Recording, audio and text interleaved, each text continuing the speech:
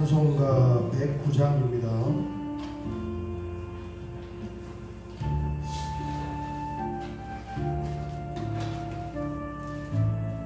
찬송가 109장 드리겠습니다.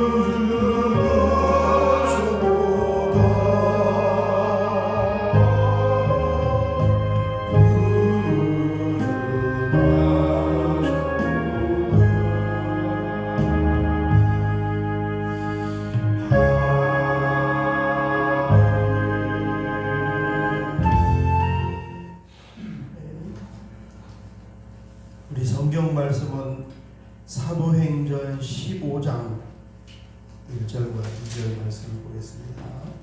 이게 갈라디아서의 배경이에요. 사도행전 15장 1절 2절입니다.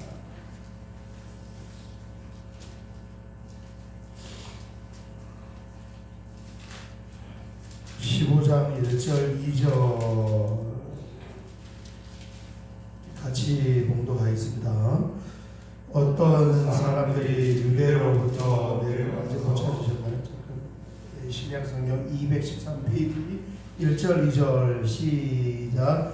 어떤 사람들이 유대로부터 내려와서 형제들을 가르치되 너희가 모세의 법대로 할례를 받지 아니하면 너희 구원을 받지 못하리라 하니 바울 및 바나바와 그들 사이에 적지 아니한 다툼과 변론이 일어난지라 형제들이 이 문제에 대하여 바울과 바나바와 및 그 중에 몇 사람을 예루살렘에 있는 사도와 장로들에게 보내기로 작정하니라. 아멘. 이제 2023년이 2주간밖에 남지 않았습니다. 잘 정리하시고 또 하나님께서 주시는 새로운 은혜와 소망으로 한 해를 새롭게 열어갈 수 있는 그런 은혜가 있으시기를 주의 이름으로 축원합니다.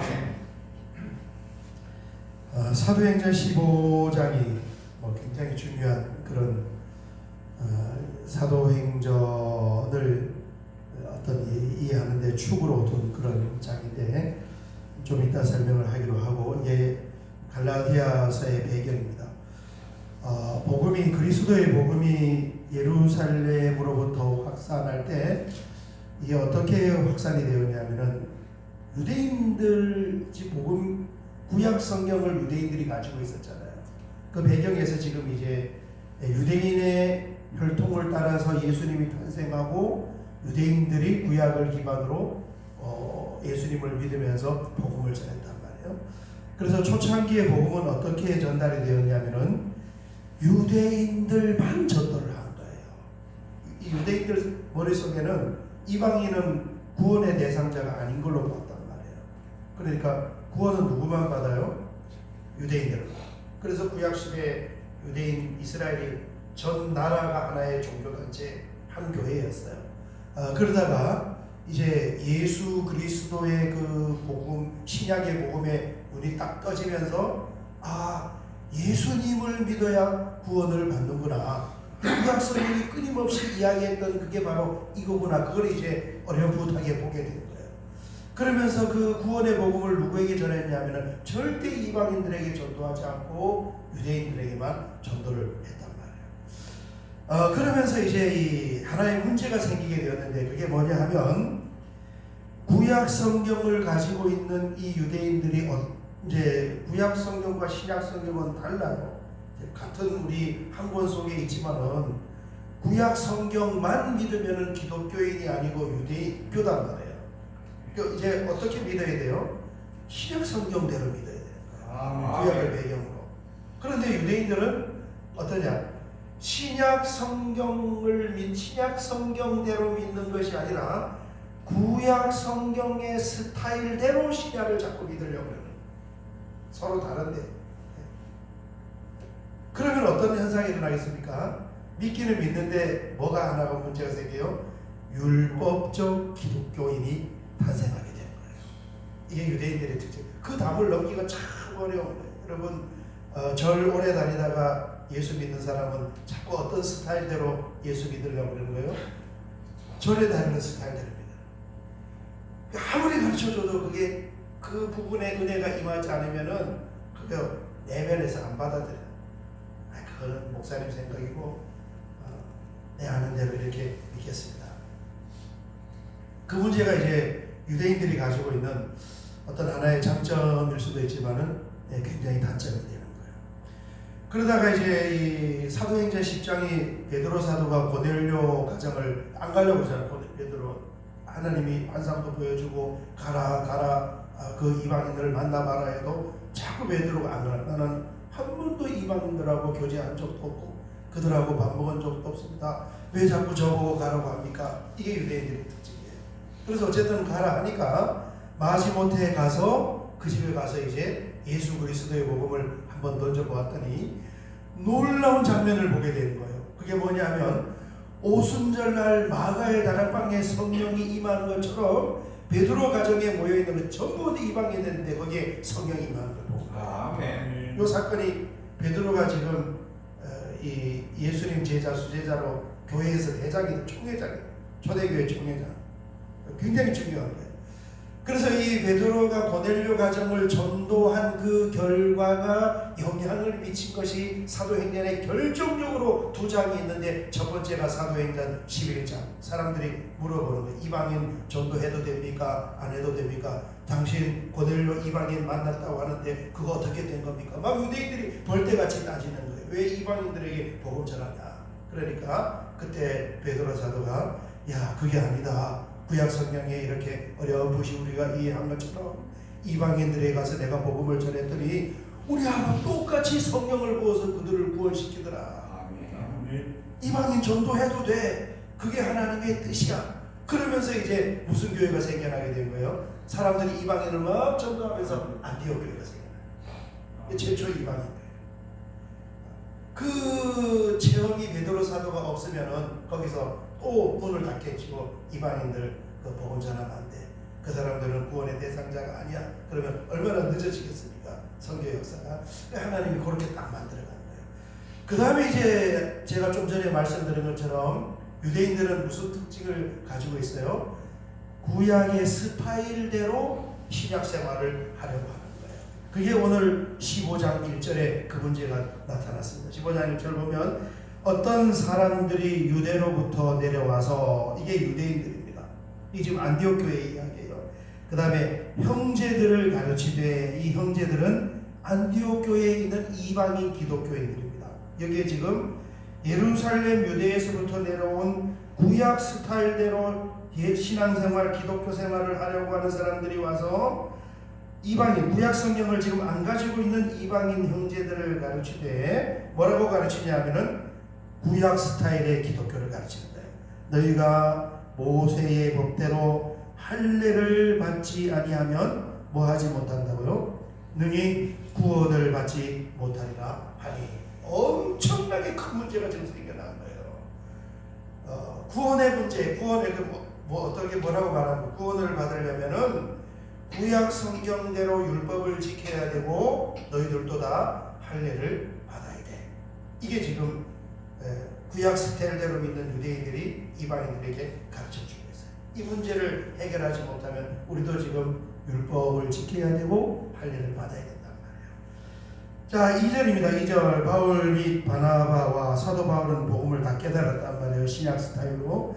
그들 사이에 적지 아니한 다툼과 변론이 일어나니, 교회 안에서 이제 웅성웅성하면서 자꾸 의견이 대립되는 거예요. 이 유대인들 출신들하고.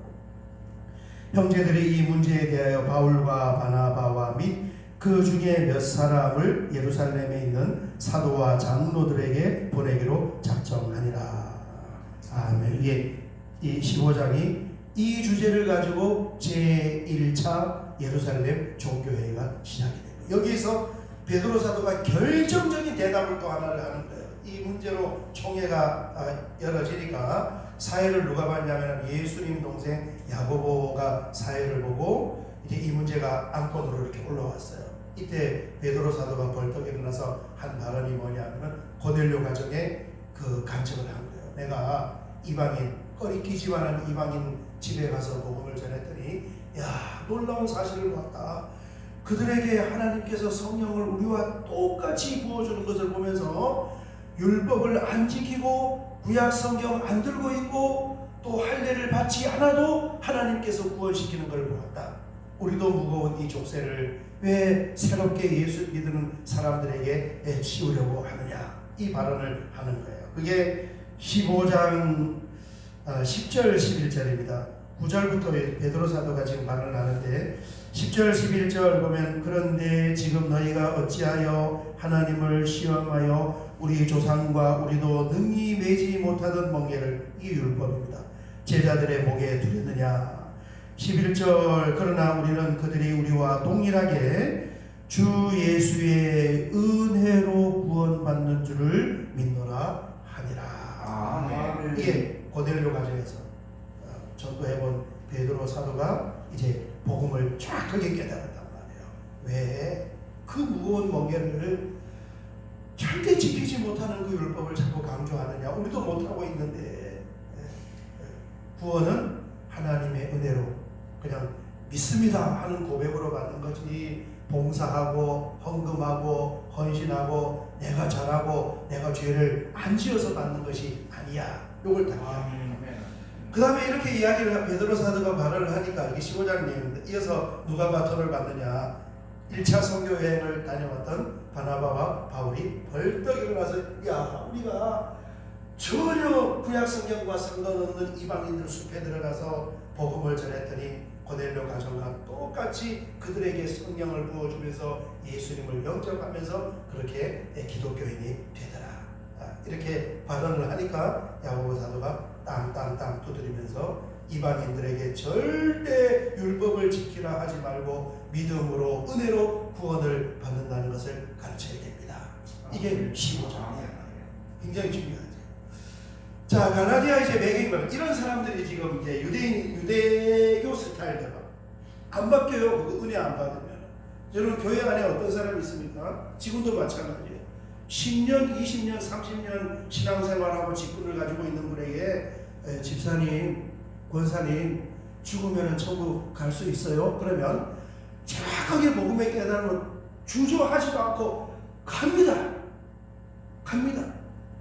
당신이 그렇게 많이 죄 짓고 뭐 어제도 뭐 하고 했는데 어떻게 가요? 절대 우물쭈물 안 해요. 그거는 아무 상관없습니다. 예수님이 십자가에서 죽으신 그 보혈의 은총은 내가 과거에 지었던 억만가지 죄, 지금 품고 있는 억만가지 죄, 내가 앞으로도 죄 짓는 것까지 다 씻어주고도 남습니다. 아멘. 그 은혜로 내가 천국 가는 것이 내가 잘해서 가는 것이 아닙니다. 이렇게 대답을 하는데 그 복음을 깨닫지 못한 분은요 오래 신앙생활을 했어도 그 대답을 못해요. 물어보면 또 주저해요. 내가 죽어봐야 하는데 내가 죄가 많아서 내가 부족해서 내가 기도도 많이 못했는데 내가 한 게 없는데 어떻게 천국에 가겠습니까? 자꾸 이렇게 머뭇거린다고. 안 바뀌어 그 생각이. 유대인들도 마찬가지예요. 이렇게 회의하고 결정을 하고 가르쳐주고 해도 그 마음속에 수천 년 동안 뿌리 박았던 율법을 지켜야 되고 할례를 받아야 된다는 구약 스타일의 이 유대교 사상이 신약에 들어왔음에도 불구하고 안 바뀌는 거예요. 이 사람들이 예루살렘 중심으로부터 어디까지 지금 흘러서 온 거예요? 여기까지 흘러서 왔어요. 여기서 교회를 한번 흔들어서 쑥대밭을 만들고 다시 영향력을 어디에 미쳤냐면은 그 근처에 있는 이 동네에다가 영향력을 미친 거예요. 이 동네가 무슨 동네입니까? 갈라디아 사람들이 살고 있는 갈라디아 지방이에요. 그래서 갈라디아서의 내용이 뭐냐 하면은 지금 새벽에 우리가 다룬 요 내용, 이 내용이 지금 이 지역에 다시 또 전염병처럼 거치면서 구원을 받으려면은 신앙생활 하려면은 율법을 지켜야 됩니다. 할례를 받아야 됩니다. 이게 이렇게 퍼지면서 번지니까 사도 바울이 거기에 서신을 써서 그게 아니고 복음은 율법을 지켜서 구원을 받고 하는 것이 아니라 하나님이 우리에게 주신 값없이 주신 그리스도를 믿는 은혜입니다. 아멘. 은혜로 구원을 받습니다. 아멘. 믿음으로 말미암아 의롭다함을 얻습니다.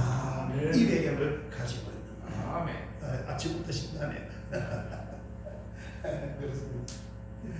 오늘 새벽에는 이제 여기까지 서론으로 보고 이제 이 내용을 가지고 이제 너무 감사한 게 뭐냐면은 비질 우리 고린도 후서를 봤잖아요. 고린도 후서의 가장 핵심적인 내용은 뭡니까?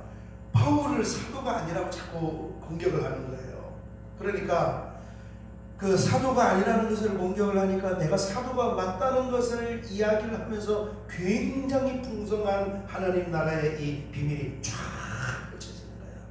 갈라디아서는 마찬가지예요. 이제 율법을 지켜야 되고 할례를 받아야 된다는 이 공격이 나오니까 그걸 다시 방어하면서 이제 비진리를 압도하는 진리의 말씀들이 이렇게 펼쳐지는 것입니다. 그러면 이런 배경을 가지고 우리가 또 내일부터 같이 나눠보도록 하겠습니다. 오늘 새벽에 이 말씀을 붙잡고 주님 감사합니다. 만물의 역사, 구원의 역사, 하나님 나라의 안고라고 말씀드린 것처럼 예수님이 땅에 보내주시고 은혜 주셔서 내가 주님을 믿고 자유의 은혜의 복음 속에 들어와 있는 것이 얼마나 감사한지 모릅니다. 이 말씀 붙잡고 같이 한번 기도하겠습니다. 주여 한번 크게 부르고 기도드리겠습니다. 주여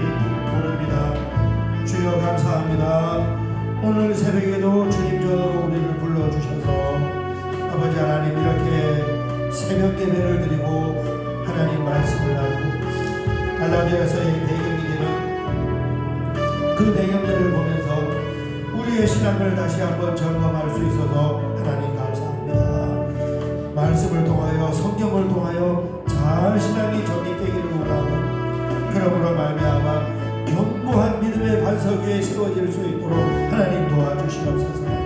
특별히 이번 주간부터 이번 오는 주일부터 2주간 동안 우리 교회가 부흥회를 갖고 또 성탄절과 신년 감사 예배를 드릴 때 모든 성도님들이 사모하는 마음으로 참여하여서 하나님을 함께 공유할 수 있는 귀한 은혜를 허락하여